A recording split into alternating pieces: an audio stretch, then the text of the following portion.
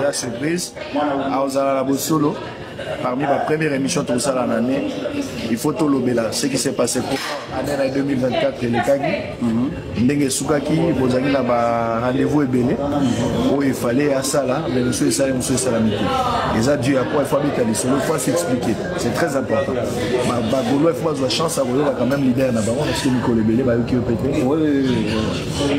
On va suivre le message à la on pourrait apporter sa message dans la presse. Apparition fait dans mon message dans la presse.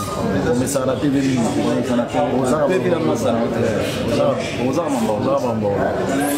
Nicolas Mambanda, petit au Somalissou.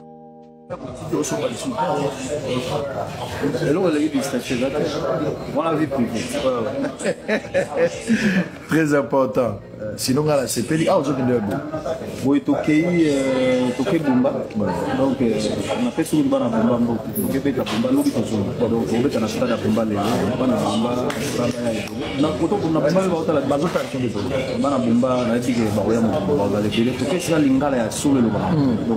Grâce à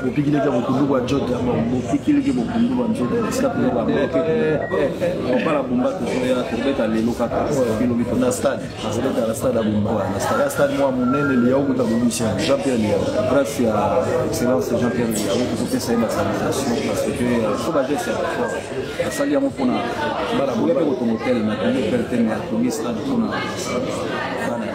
il faut remercier Nagoumouda Kofi. Est-ce que vous allez le artiste? Et à Sonam, na chacun on a réseau, et à Sonam, on a eu ma belle maison, ma belle. Les gens tristes, Kofi jeune. Tu rappelles l'artiste comédien, Yann Diwana Kofi, tu as bien la Seigneur. Il y a un coup de l'eau, normalement, les lots, Fena dans le Canada. Fena dans le Canada, nous avons retardé mon voyage pour attendre c'est ça qui a Seigneur. Pour normalement, on a la chose. On est moins au nous autres, on pas. Donc, tout ça, là, malade, on a mon kilo. Nous autres, donc, nous sommes mes Seigneurs. C'est triste. Très bien. Alors, les Awenge, Bolon Matang, Rabissoté, Tozala, Machin, Zamba, télévision, nous autres, nous allons s'apprêter déjà pour le matin parce que là, on m'a déjà. Sogui, est-ce que c'est déjà bon? On peut partir? C'est déjà bon. Il faut te rassurer. Il faut se rassurer parce que c'est bon, on peut partir? Allez, on va partir. Ne nous entraînez pas rigueur, monsieur Zedam. Vous allez, la montée à Yamou. Donc, vous êtes en train de partir. S'il vous plaît, protégez. Donc, on va partir. Alors, moi, je vous salue, monsieur Zedam, fidèles téléspectateurs. Donc, j'attends l'histoire de ma casse. Vous attendez votre Sango. Ouais. Allez, on aura le temps de lui poser des questions quand il viendra à Bossolo.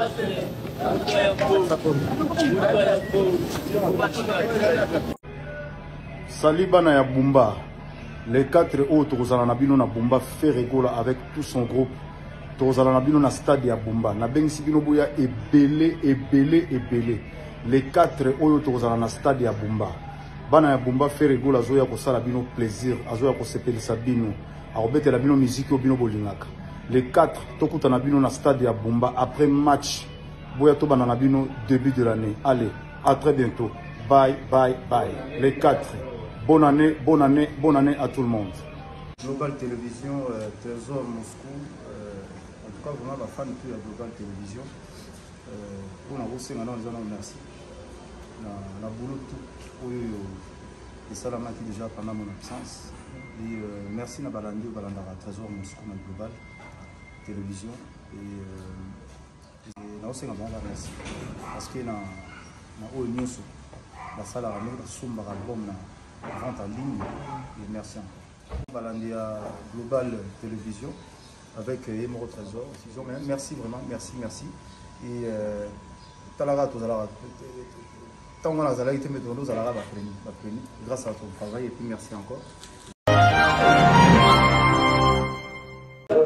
bakanga minute la surprise aozala la bosolo parmi ma première émission tout ça l'année il faut tout l'obéla ce qui s'est passé pour année 2024 le kagi ndenge sukaki bozaki na ba rendez-vous ebele où il fallait à ça là mais monsieur ça monsieur salamité et ça Dieu à quoi il faut habiter les solo faut s'expliquer c'est très important ba golo il faut avoir chance à voir quand même leader na bango parce que Nicolas Ebele ba yoki pété oui on va subi message on va apporter sa message dans la presse apparition fait dans mon message mais ça la TV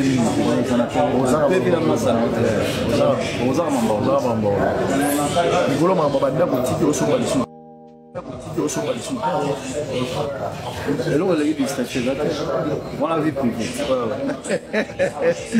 Très important. Sinon, c'est payé. Ah, aujourd'hui, oui, Tokei Bumba. Donc, on a fait sur une bonne Bumba. Tokei Bumba, nous donc, on va dans stade à Bumba. Na koto kuna Bumba ba otala bazota chonge to. Bana Bumba na tige ba oya mo ba le bele. Tokei sala lingala ya solo lo ba. Donc, kuna là ça bopiki le ko kundu kwa jota. Bopiki le ko kundu kwa jota. Ska pe ba on parle Bumba to ya to le lokaka. Kilo bito na stade. Na stade à Bumba. Na stade moi mon nene le yaou ta bobicien. Jean-Pierre Liao. Grâce à excellence Jean-Pierre Liao qui fait ça une salutation parce que faut baser ça. La salle ya mo pona. Bala boya pe ko hotel na ko perte na ko stade pona. Il faut remercier Nagoumuda Kofi. Est-ce que vous allez le artiste?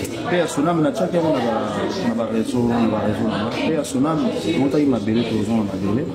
Les arts tristes, Kofi jeune. Tu rappelles l'artiste comédien, Yann Diwana Kofi, tu as bien à Séguin.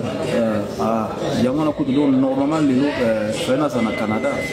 Fena dans le Canada, nous avons retardé mon voyage pour la c'est ça qui a Séguin. Pour normalement, Fena dans la chose. On est moins au lieu nous autres, on pas. Donc, tout ça, là, malade, on a mon kilo. Nous autres, donc, nous sommes sous mes Séguin. C'est triste. Très bien. Alors, les Awenge, Boulon Matanga, Bissopé Touzala, Nation de ma télévision, nous autres, nous allons s'apprêter déjà pour le matin parce que là, on m'a déjà. Est-ce que c'est déjà bon? On peut partir? C'est déjà bon. Il faut te rassurer. Il faut se rassurer parce que c'est bon, on peut partir? Allez, on va partir. Ne nous entraînez pas rigueur, monsieur Zedam. Vous allez na moté à Yamou. Donc, vous êtes en train de partir. S'il vous plaît, protégez. Donc, on va partir. Alors, moi, je vous salue, monsieur Zedam, fidèles téléspectateurs. Donc, j'attends l'histoire de ma casse. Je attends retourner à Mituna. Ouais, ouais. Allez, on aura le temps de lui poser des questions quand il est là à solo.